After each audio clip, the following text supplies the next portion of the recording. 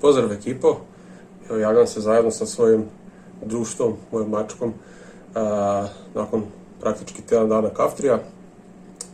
Nema ništa novo, sve je super, sve je dobro, sva sreća, nema nuspojava. Ne znam što više rekao, noga me i dalje ubija, očito to nije od toga. Skužio sam da nema smisla snimati svaki dan i pričati jedan te isto, nema promjena, ukoliko naravno će biti neka promjena, lako, naknadno nešto snimim, kažem. Ako ne, mislim da, ne znam, sad za tjedan dana mogu opet nešto probati reći, da vidim da li će biti kakvih promjena i onda, ne znam, periodično svako određeno vrijeme, dok se možda skupi više dana, možda i više događaja, pa samim time ću imati nešto više za reći.